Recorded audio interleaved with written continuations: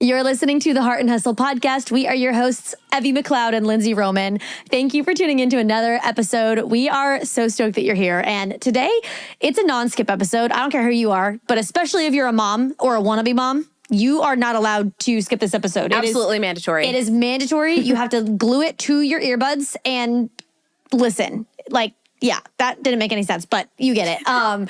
We had our dear friend Abbie on the show. She is one of our favorite people ever. We have read her books and we are obsessed. Just with her worldview, her mission, everything. So she is absolutely incredible. And today's conversation was life-changing. Yeah. So if you don't know, Abbie Halberstadt is a happy wife, a homeschooling mama to 10, best-selling author, speaker, fitness instructor, and business owner. But more importantly, she is a Bible-believing Christian who seeks to honor God, whether she is wiping a bottom, meeting a writing deadline, teaching a reading lesson, making lasagna, or doing a deadlift, a goal at which she fails daily, but praise God for grace.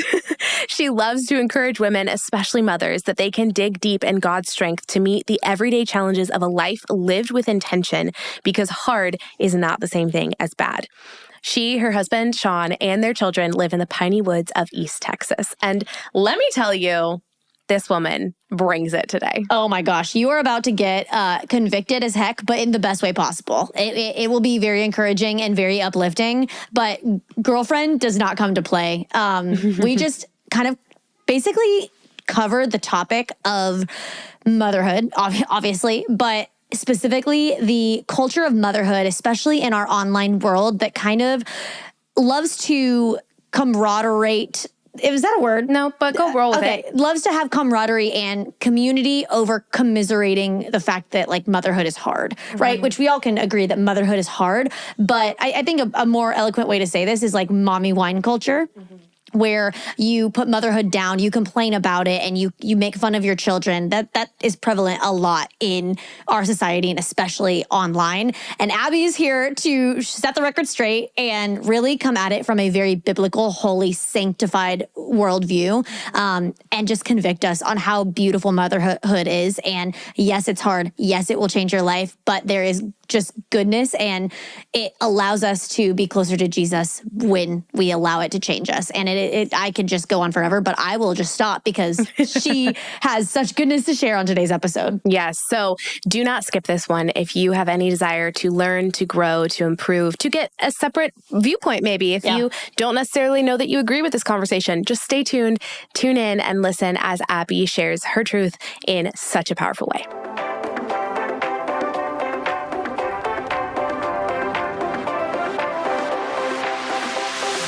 Hey, I'm Lindsay Roman. And I'm Abbie McLeod, and we are family and legacy-focused serial entrepreneurs and the founders of the Heart University, a business education company with a mission to help you thrive in your business and life. Welcome to our Entrepreneur Cocktail Hour, where business and marketing strategies meet faith, real talk, and raw and life-changing conversations. At the end of the day, we are all in this together, figuring out how to navigate the ups and downs, the messy and the beautiful, and everything in between.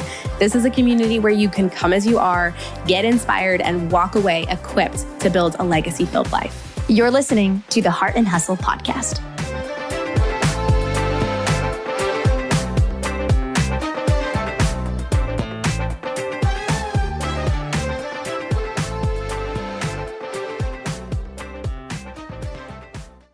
Abbie, welcome to the Heart and Hustle podcast. We are beyond excited to have you here today.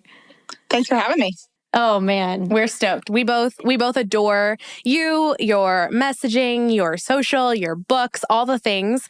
So it's really fun to have you on, have a girl chat today. For those who maybe don't know you and aren't familiar with you, are you willing to share just a little bit about who you are and what you do and all of that, so they can kind of have the foundation before we dive deep? Sure. Yeah. My name is Abbie Halberstadt, and I have a podcast of my own, and I always start it with happy wife, mama to 10, Bible-believing Christian. And if you knew nothing else about me, for pretty much any intents and purposes, for kind of the foundational things that are the things that I spend the most time on in my life. Those are it. And everything else I do flows from devotion to God and devotion to my family and then my community. Outside of that, I mean, that sounds so altruistic, but that's the goal, that we do everything as unto the Lord. And so I'm a homeschooling mom. I was homeschooled myself, the second generation homeschooler, and have a couple of side hustles that I do in the cracks of spare time. So people are like, how in the world do you have time for anything else? And really, it's just seasons. There are going to be seasons during the summer when I can get most of a book written when we're not homeschooling, or there are going to be seasons we have a product launch and it's all hands on deck when our family's helping, because we have kind of an apparel and sticker company called Paint and Pros. My husband's very involved. So we're really big fans of working together as a family and maybe not going with the flow, because you have to have systems in every family, but definitely when you have a large amount of people to manage, but being willing to be flexible. I like the term rhythms a whole lot more than I like the term routines, if that tells you something about me. I am type B+ at most. I love it.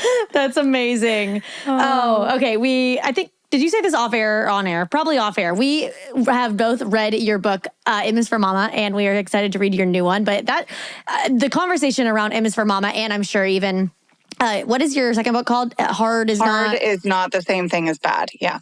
Okay. I feel like they go so hand in hand. So I'm really excited today to talk about kind of how you challenge the belief that motherhood is martyrdom and giving up everything. And we both cannot just freaking shout that from the rooftops enough. So I'm excited to dive in. Could you first off, just to start off this conversation, dive into what that means a little bit and what you believe motherhood is instead of that, like martyrdom and a sacrifice, or not a sacrifice. Does that make sense? It is a sacrifice. I'm never going to say that you're not going to be sacrificing. I'm simply saying that we are called to sacrifice as believers. So if you're a Bible-believing Christian listening to this, and this is something that you struggle with, then maybe you'll resonate with this more. But I think in general, even secular moms out there or agnostics or people that are seeking are going to have to probably, if they're being honest, say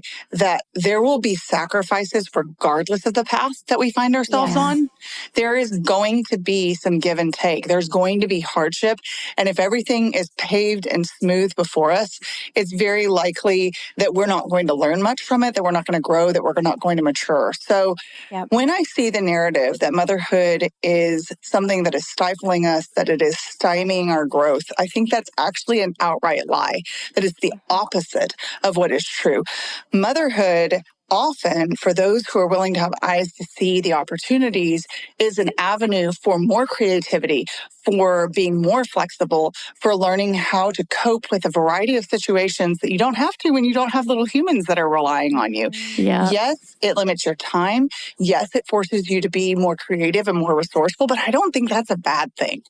And what greater influence, what greater investment could we possibly have, regardless of what the quote unquote product is that we're putting out into the world? Because I'm not saying that our children are products, absolutely not.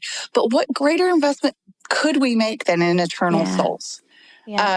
And that's the only thing that is going to last. That's the only truly eternal impact that we have, is on the other human beings that we touch. So when we're told in Scripture to love God and love our neighbor, the closest neighbors that we're ever going to have are our spouses if we're married and our children if we have them. And so I think it's really dangerous to come from this mindset of kind of like, can we just get this over with so I can get back to my life? You may never get back to that life that you had before you were married and had children. And that, in most cases, is usually a very good thing, because it means that you have expanded and grown and matured. And that's where we want to be, right? We don't want to stay in immaturity. So that's not a nutshell, but that is definitely some of my response to that. I don't do nutshells. So good. I love it. We're here for it. I'm literally like vigorously nodding my head so aggressively as you're talking, Abbie. This is so good. You emphasize a lot, and you just nutshelled that beautifully, of like that motherhood is serving and glorifying God in so many ways, and in every aspect pretty much. Would you be willing to kind of give us some tangible examples of what that may look like in your daily life with your kids. So someone who's maybe coming from the perspective of motherhood is, so hard and martyrdom, and I've lost myself and, whatnot. They can kind of see from your worldview and perspective on motherhood, what does that actively look like in a day-to-day? Like, how do you see that playing out, that it's beautiful, serving God, can be, refining, everything that you said, like some tangible examples of that? I think that I am so much better at articulating my faith, so much more driven to scripture and to understanding other people. I am so much more prone to be empathetic because of the ways that I have to use those skills as a mom. So very practically speaking, the very first thing is going to be feeding your kid, right? When you have a baby, whether you adopt them or birth them from your own body, whether you bottle feed or breastfeed, you're going to be up at all hours of the night, keeping this small human alive. And while I remember very distinctly, I had my first at 23. So I've been a mom for almost 18 years. And I remember distinctly kind of this overwhelmed feeling of like, I wonder how fast I can get him to sleep through the night. Like when will I have, some normal sleep? And man, how often does he need to eat? And I did nurse all of my babies, including I have a couple of sets of twins, so I've nursed them as well. So man, I know what it means. Like I talk about in Hard is Not the Same Thing as Bad, that we are called to pour out our bodies, pour out ourselves as a living sacrifice. I'm like, man, the tangible, the most concrete example of that is literally pouring milk from our bodies or from a bottle into our children's mouths. And so, and prioritizing their well-being, prioritizing their needs. So I will give you this example. As a 23-year-old mom, my goal was to get my children sleeping through the night as early as possible. My oldest sleeping through the night as early as possible to serve him and to feed him and everything. But it was kind of like, okay, how do I get back to normal? How do I get back to where things feel comfortable and less like I'm constantly stretching and growing and learning new things? Because it is uncomfortable to be in those places where you don't feel confident or you've never been there before. So you're learning so much. The learning curve is so huge. And I will say now, my youngest children are 3 and 3. It's one of my sets of twins. And I nursed them until they were 2 3/4, something like 2 and 9 months, something like that. So for a long time, my body was not my own. And it still isn't. It's the Lord's. But my body, to some extent, was being given daily to my 2 toddlers. And my attitude in it was so different than it was with my first. Not because I was being so evil by wanting to return to normalcy with my first or anything, but because as I've grown and the more children that I've had, the softer the heart that the Lord has given me toward their needs and their growth and what that means to give of myself to them. So that's just a really concrete example.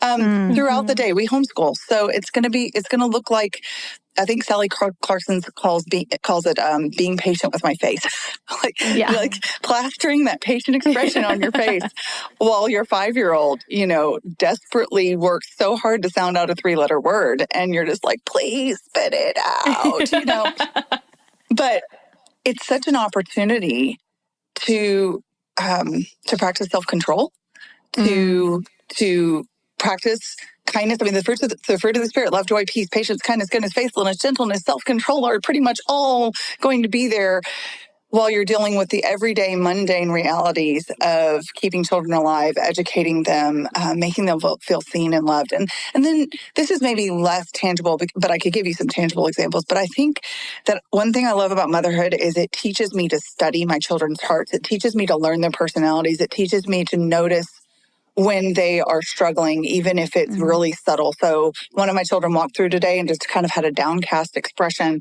And I immediately knew what it was about. And they were like a sheen of tears in her eyes. And it was honestly, to me, something a little bit silly. Like it was an easily fixed problem. But I had an opportunity to either say, snap out of it and just get over it and move on, which wouldn't have been very kind. But sometimes it's tempting, right? We have other things going on and we're like, okay, this is not a big deal. But I've had a lot of practice in this. And while my personality can be a little snap out of it, let's go, let's just fix the problem.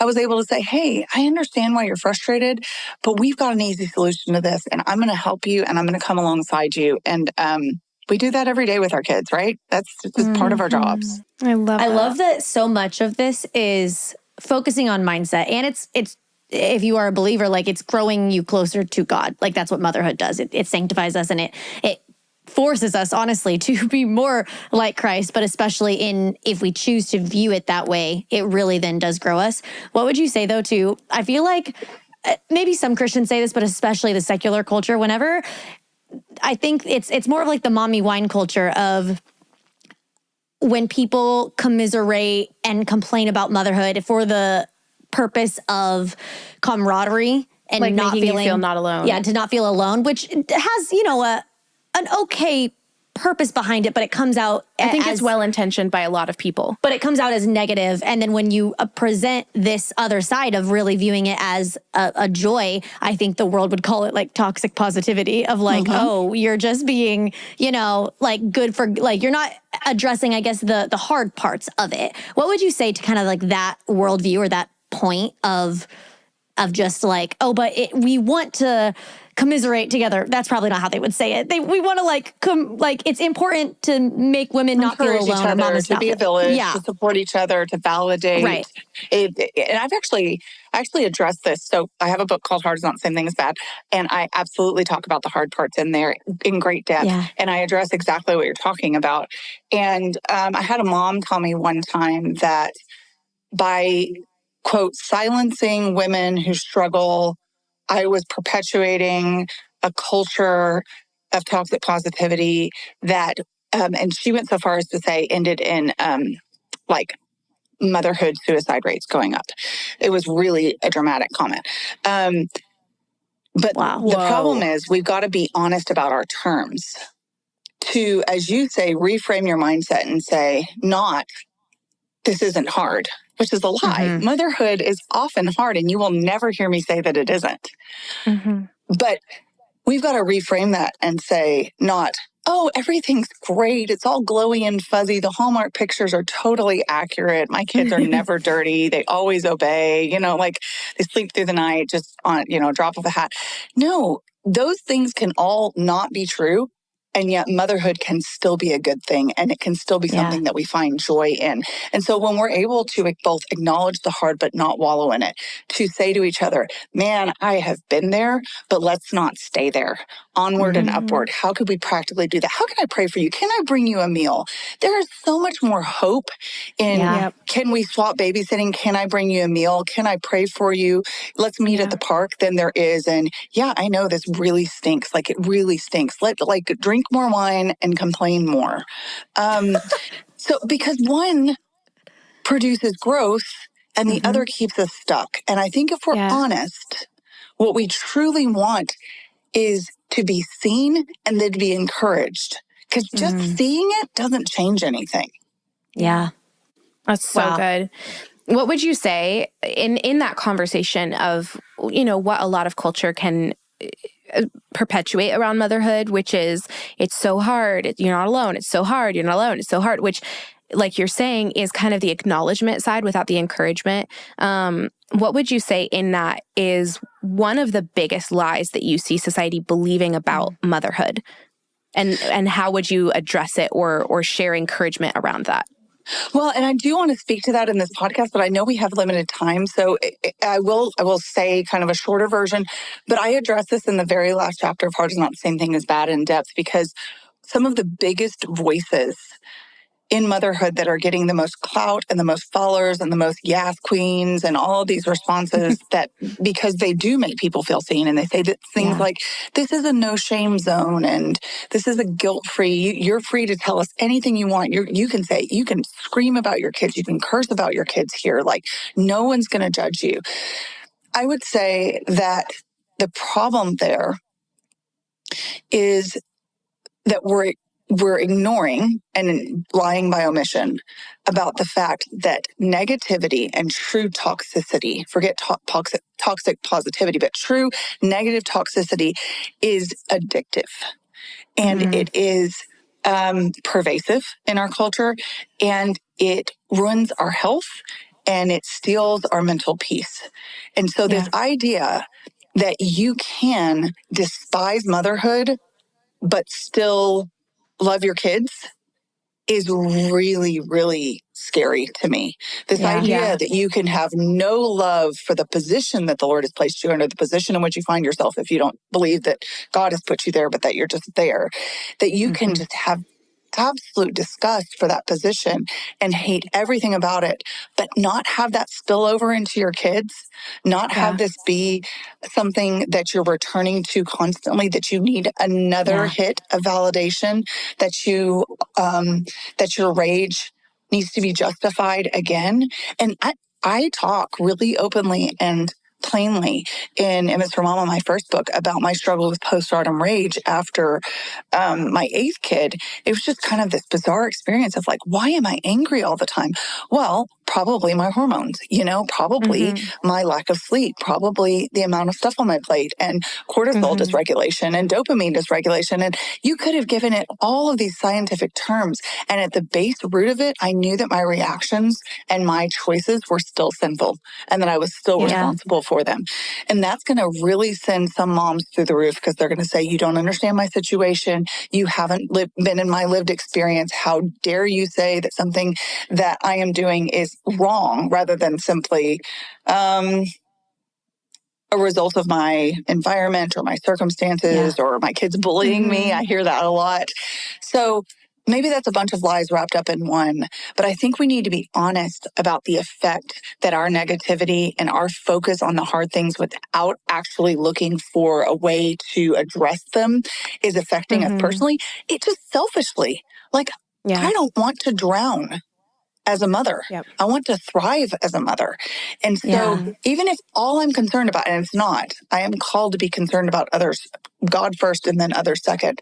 But even if I'm only concerned about my own success as a human being, I have to be honest about the fact that that hit of rage, that hit of negativity, that hit of validation and relatability doesn't ever pull me out of the pit. That's a big lie. Yeah. Well, I think that's so good, because that applies to any human in any season of life. Not even just motherhood. It's like if you are constantly focusing on the bad, the negative, the hard, and that is what you are feeding yourself in your mind, and it is constantly focusing on like, well, my toddler flipped their bowl today, and there was a whole mess of soup on the whatever, and I had to go clean it up, and I was on my hands and knees, and like blah, mentality. Blah. There's so much that is your fuel, that is your energy in any season, but it's like when you shift that, the literal life-changing power that comes from choosing, to be like, oh, my toddler, flipped their bowl and it is on the floor and I was on my hands and knees, and that was not super fun. But you know what? I had food to put in front of my toddler, and I had a child who was like excitedly telling me a story, and like that's how they flipped their bowl. And we have this connection where they were telling me the story. It's the complete like reframing of that it will literally change your life. And it's, I think, to me and Lindsay, and I'm sure you, Abbie, it's so hard to see culture as a whole, and especially in motherhood, where it's like we're throwing like this gas on the fire of the negative focus that I just see like entrapping humans and mothers. And then it's covered with humor. And it's covered with this, because I think this truly is the intention of almost every single person in this. It is to be like, you're not alone.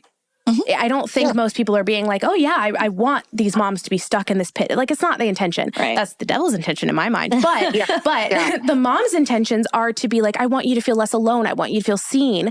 So it's well-intentioned, but the results in my mind are so detrimental and so like, just it's all encompassing to life, to your enjoyment of it, to your view of your kids. Like you're saying, Abbie, it's like you can't sit there and hate what you're doing and find any joy in it, find, any overflowing amounts of love for your kid. Obviously, you can be like, this is really hard and today really sucked, and still love your kid. But it's like the continuation of like that rage culture, or, constantly feeling the need to communicate or express this constant, dislike for what you're doing. It's just going to fuel more and more of those feelings of this sucks, this is hard, this isn't fun.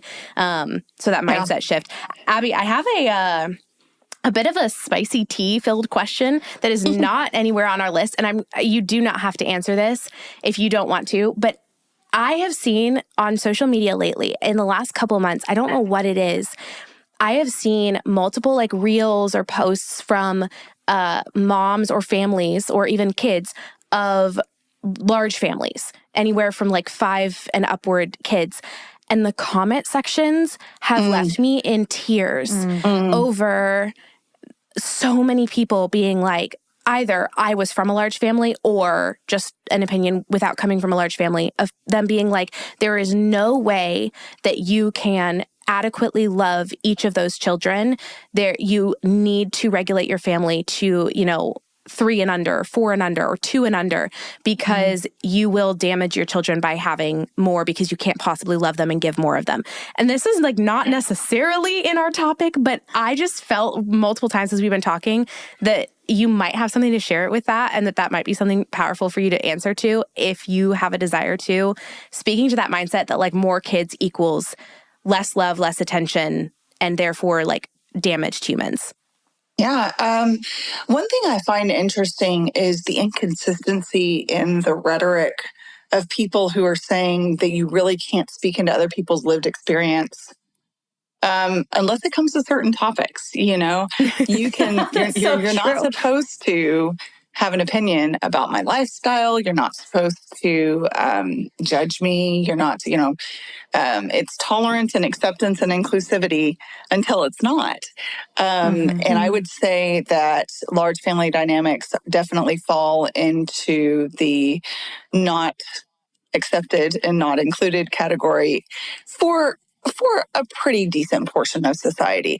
I think one of the things that you're seeing is a shift toward child-free mentality, partially because going back to the very beginning of this podcast where we're talking about this idea of the constant conversation about what kids take from you. So if a child or having multiple children or having, quote, more than the standard that someone arbitrarily decides that you're supposed to have takes your quality of life away, then that child, whether it's a specific child or just the idea of children in general, kind of becomes persona non grata or even a combative idea. How dare they? They're leeches. I don't want that because I would be unfulfilled. And then you've got people taking that personal almost animosity toward the idea of having their life interrupted or whatever, and then extrapolating it onto someone else's completely different lived experience that they don't have any background in. Now, I know that you are talking about some of the people saying, I came from a large family, it wasn't done well, and therefore no one should have a large family. You could also immediately flip that over and say, I came from a family where I was the only child and I felt so lonely and my parents still didn't pay any attention to me. And I wish everybody would have more kids because it's not fair to only children. We can't It's arbitrary. Yeah, we can't take our growing up experience and then take that peanut butter and spread it across all the bread and say, everybody has to do things this way. But most of the comments, and I've seen the posts that you're talking about, I know exactly. I could write a comment for you, except that I don't generally, I try to stay away from that kind of language. So, so it's not shocking to me at this point, but it is still sad because I do think that it stems from a culture that has moved far away from an appreciation of children in general, that has a very low esteem for human life in many ways, that is very self-focused, whose goal is very narcissistic, sometimes nihilistic. If the argument for people who are pro-life who say to someone who doesn't think that a baby should be allowed to be born because they're an inconvenience to the mother or whatever the situation is, they say, well, what about you? Your mother had you, wouldn't you have wanted a chance to live? I think in the past, most people would have said, well, yeah, but, and now I'm seeing more and more a generation of kids that are like, no, I actually wish I'd ever been born. How dare my parents have given me birth? And that's nihilism. That's like everything is meaningless. I don't have any purpose in life. So if that's your view of life, it makes sense that you would see people that you don't understand at all, that seem like anathema to you, that are just so different than the life that you've grown up with, that you can't relate at all. And you would attack that. You would say like, oh, that can't possibly work. I actually saw a little clip that someone sent me in a DM the other day, and it was two very young women, and neither one of them had children. And by very young, I would say 25 and under. Neither one of them had children, but they were talking about the idea of how many they would like to have. And one said, I think I want 10. And the other said, no way, man. And she goes, no, I think 10 would be really fun. She goes, there is no way that you could possibly give enough attention to 10 children. And the girl came back and said, I have a lot of love to give. I have love to go around. I would love to give my love to lots of children. And she said, nope, 4 is the max, which I thought, how arbitrary, how utterly like, you haven't taken anyone's personality into consideration. You haven't taken their job situation into consideration. And I will speak to that too. We also, someone asked me a similar question to this I do something called What Do You Want to Know Wednesday, which is a weekly Q&A. So I did that yesterday, and someone said, do you think you spend enough time with your children? I don't, and I only have 2, which I thought it was an interesting thing that she was kind of just acknowledging. I don't spend enough time with my children. So I don't know her life circumstance. So I'm not claiming to speak to that specifically, but most of the time when I'm getting questions like that specifically, it's from women who have full-time jobs and children in daycare, and they have a hard time not layering their personal experience over someone who has a completely different experience. So there are a lot of hours in the day. And when you are spending them with your children for the vast majority of them, for the vast majority of the days of the week, it's very possible to have meaningful interactions both individually and as a group over and over and over again throughout the day, whether it's in homeschooling or in baking together or in reading aloud to them or doing laundry together or just watching them do some funny little trick or show you a drawing, or I mean, just all the things that kids do, but they're doing it all day, you know? And so not only do my children not feel like too many kids for me to love, I don't think of them as a herd like culture thinks that I do. I think of them as individuals, and it doesn't even seem like there's that many of them, to be completely honest.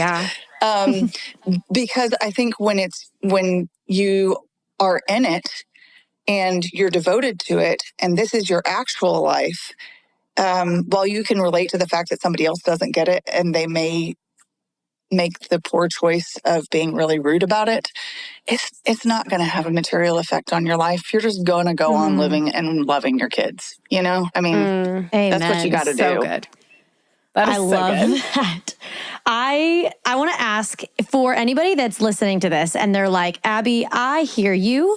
I'm getting convicted right now. And maybe this person that's listening is like, okay, I, in the past, have kind of led myself into the mommy wine culture of complaining and commiserating and in an entertaining, camaraderie way. But they hear you and they're like, okay, how do I kind of change my mindset?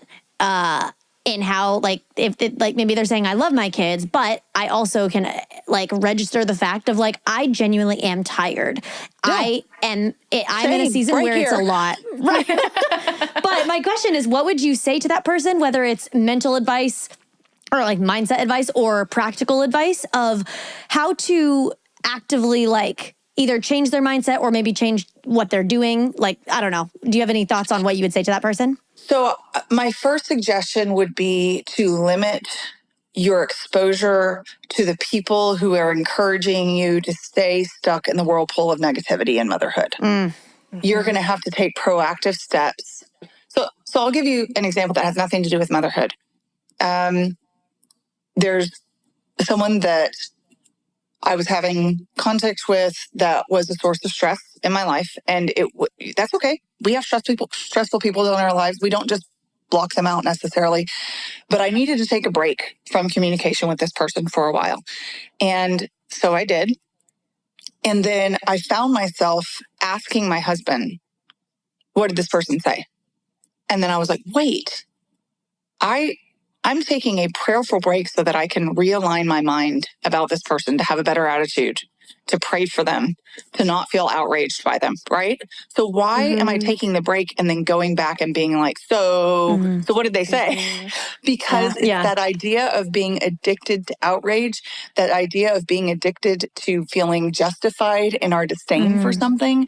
So those accounts, and so I said, never mind, I don't want to know. I chose this break and I am choosing to pray for this person and have a better attitude about them in the Lord's strength. I'm just going to keep going with that. Don't tell me. Like, that was dumb of me to ask, you know? So I think we have to be willing to give up not all the fun. I love fun. I love humor. I use humor all the time, but I think we sometimes lose sight of the ability to use humor to encourage instead of it to do it at other people's expense, especially at our children's expense. And so I'm not saying throw out the humor. I'm not saying if you are a person with a dry sense of humor or like sarcasm, you have to be really careful with sarcasm, but like sarcasm or whatever, or irony, that you're like, oh, just change your personality, become a robot. No, that's not what we're talking about. However, if you could look at a list of people that you follow, kind of that are your top 10, and be honest with yourself and say, does this person push me down into self-pity, or do they lift me up into hope? Because I truly believe that the truth is hope. There is always hope, even when the situation is really genuinely dire. And I know I've been there, and I know lots of people are there in motherhood and in other situations. So that would be my very first practical suggestion. My second, and this is going to sound really self-aggrandizing, but would be to get MS for Mama, a Rebellion Against Mediocre Motherhood, because I actually wrote it exactly to what you're talking about. I wrote it as a way of climbing out of that pit, because this was what I got asked. I told you I do that Q&A every single week. I got asked these questions every single week. Desperate mothers were saying, like, how do I get out of this? How do I change my mindset? What can I practically do to help? And so I filled it with practical helps, with scripture, with anecdotes of the ways that the Lord has had to grow me in these areas. And so if it's not that book, find another that will help. But I really think that sometimes we need a roadmap, that we don't need to be kind of wandering in the desert of motherhood because we've taken away all of our relatability partners. And now we need to find somebody that can come alongside us and say, it's hard, but you can do it. We can do this together. Yeah. I'll just hop on the sales train for your books. I haven't read Hard is the Same Thing as Bad, but I really liked in M's for Mama, and I'm sure you do the same thing, obviously, in the other one. But I liked how at the end of each chapter, there's verses, but then there's like questions to ask yourself, like almost to reflect and actually, hey, like, let's make a change. Let's not just read a book and be like, oh, that was great. That was nice. Close the book, set it on your bookshelf, and walk away. Right. Yeah. So I really appreciate that you wrote it in a way that encourages action and encourages to like actually make this a lifestyle change or a mental. And one thing that I included at the end of those chapters, and at the end of Hard's Not Saying Thing is Bad, because you're right, I used the exact format because I got so much feedback from MS for Mama that it was so helpful for people to actually, and I say this in the intro of MS for Mama or at the end of the first chapter, I'm like, hey, we're moms. We read these books. Sometimes the information goes in one ear and out the other, and we want to do better. But like the toddler was screaming halfway through the chapter and we can't remember what we read. So I actually wrote this recap called The Narrative at the end of the chapter. And it basically is bullet points, like what it looks like to kind of indulge in that relatability above all else culture that keeps us stuck, and what it looks like to strive for excellence, not in ourselves because we're so great or anything like that, but because we are called to that and because Christ enables us to achieve it. Oh my gosh, so good. I feel like, Abbie, for anyone who's listening, as like one of the final questions, for anyone who's listening to this, who is maybe, I don't know why I have this thought, and it could be so wrong, but I feel like there might be a couple of moms listening to this who maybe started crying listening to this. It's like, it's hitting them. It's hitting them deep. Maybe it's giving them hope. Maybe it's convicting. Maybe it's both. What would you say to the mom on this podcast who is just feeling what you are saying on such a deep level? Do you have any like thoughts or words for them of encouragement, of wisdom, of something? So one thing that I see that I feel like is a really, not helpful trend in social media or books is this idea that you're doing great no matter what. as a mom. And you're like, Abbie, that was not what I was hoping for. I was hoping you were going to be encouraging. I'm going to get there, I promise. I love this.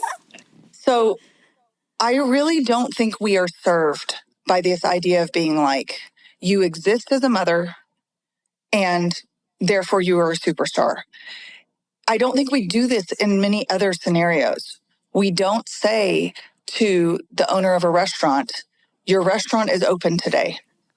You haven't served any food, and the food you served yesterday was really bad. But you're doing amazing. You're Michelin star level. yes. Because one, it's not honest. And to be utterly frank, honesty is much more helpful than false positivity in that direction, right? Flattery doesn't serve us. So if it's a mom that's kind of starting to be like, oh, I feel really uncomfortable, or I don't know how to get out of this, I want to encourage you with this. Maybe you're not doing your absolute best. I know that I don't every single day. But the really good news, and maybe you don't feel like you're enough, and maybe you don't feel worthy of this calling, and everybody's telling you you're worthy, you're enough, you're the best. And that almost feels like they're heaping more rocks on your head because you don't feel worthy and you don't feel enough and you feel like you're failing every single day. And yet they've told you are. So now what? Where do I go with this? I want to encourage you that the Lord is enough, that He is worthy of being worshiped, that you are not a mother to your children by mistake, that there is always room for growth, that there are women out there that can come alongside you as community. I prayed for years for the community that I have now, and I didn't have it for a really long time, but I had the Lord, and He was still teaching me, and I had my family and my children to grow me up in Him as He kind of peeled back layers of my selfishness and my tendency to shirk or be lazy in certain areas. But that wasn't my be-all, end-all. The Lord gave these children to me on purpose, and He has a plan for them and their future that is good, and He has a plan for mine, and He has a plan for yours. There is hope. And so if you feel like you're stuck, you don't have to stay stuck. If you feel like you're failing, you don't have to keep failing.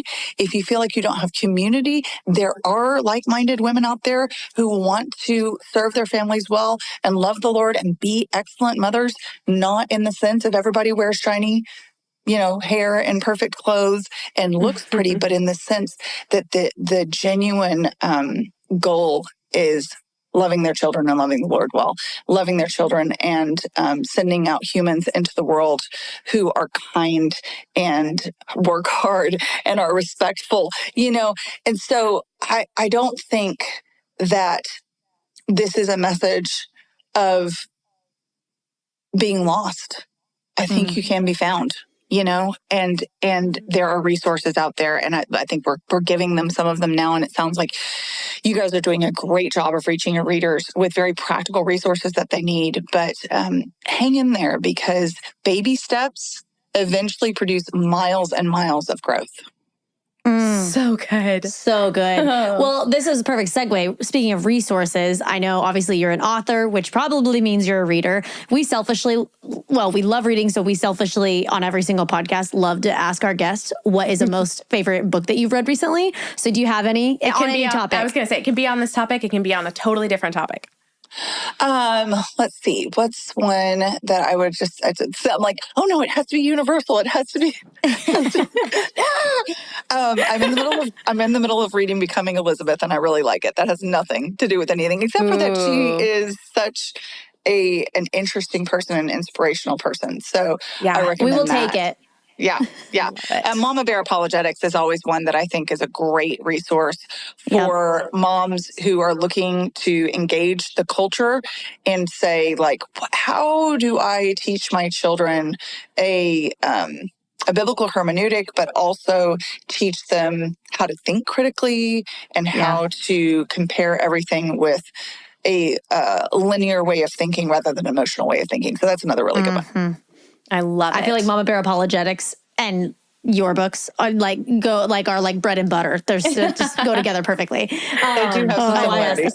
They do. They're perfect though. They're both good. I love it so much. And I'm very excited to read your latest book. Yes. Speaking of, Abbie, I know we asked for like book recommendations. Now is the time because clearly we are big fans of you and your message and your books. Where can our listeners find you? Where can they read your books? Remind us of the titles of them. You know, follow along on Instagram. All the things where they can connect. Here I go. So my first book is called M is for Mama, Rebelling Against Mediocre Motherhood, and you can find it pretty much anywhere that books are sold. I also sell them on my website, misformama.net, if you want a signed copy. My second book is called Hard is Not the Same Thing as Bad. It came out this fall. By the grace of God, both became bestsellers by word of mouth and just doing really well, which kind of blew my mind because I knew I was going to step on some toes. But the two words that people use almost uncannily consistently are they are encouraging and convicting. Convicting and encouraged. I was encouraged, but I was also convicted, or flip them around over and over again. A lot of reviews say that, and I love that. That would definitely be what my goal was. And you can find Hard is Not the Same Thing as Bad at Hobby Lobby, which is really fun. And also Walmart and Sam's recently, as well as any of the other online places where you might want to find them. I also have a podcast, same name as the rest of my blog work, which is called M is for Mama.